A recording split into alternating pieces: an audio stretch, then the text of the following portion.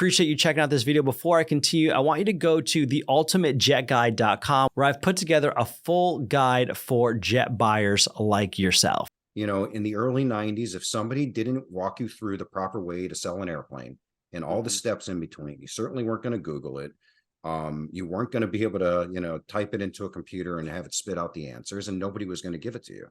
You know, so you really had to figure out a way of being taught. And we were very fortunate. We had some great clients, and one of them was local, and a man by the name of Greg Duxon, who owns General Aviation Services. He literally called and said, "Hey, I'll teach you guys how to buy and sell airplanes. If you want to drive up an hour and sit in my office every day, I'll teach you."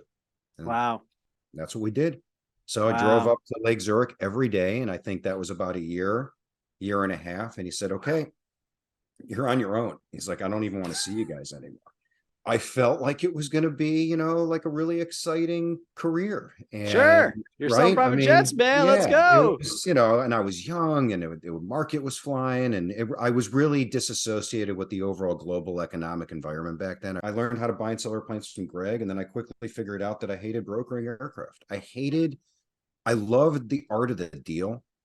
I hated having so many people in control of my destiny, and I had absolutely zero control outside of being a fast talker, right? Of coming up with some answer. And I hated that. I hated the fact that, yeah, that's true. you know, there's a lot of things you can't control, you know, and every day you're starting over. And I hated that. I was like, I want to build something where, like, you know, I don't have to get up every morning and worry about, you know, where I'm going to find a client. And finding clients back then was, I mean, you were not doing SEO. You were not doing much more than print, you know, advertising.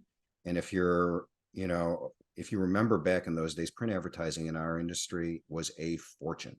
I mean, they had you, you know, over a barrel. There was nowhere else you could go. So it was industry rags, Rob Report, Wall Street Journal on Thursdays had a marketplace. You could buy like a little 3-line paragraph for $5,000. I mean, I'm telling you, it was really hard, really, really hard. That's why the Controller is what it is, because they started producing a magazine called The Controller. And now it's all online, obviously. But yeah, I mean, that's how you found airplanes.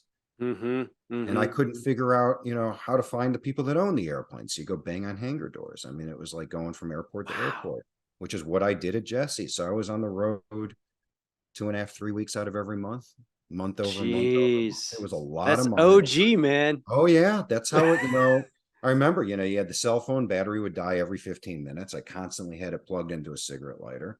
You know, you're bouncing around between yellow pages and maps and trying to figure out, you know, how to get from point A to B.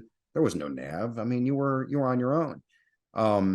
But I think that gave me a huge insight as to, like, you know, what was I going to do to figure out a way, you know, into the next, you know, evolution, so to speak. And that's when I stumbled upon by accident the position market. So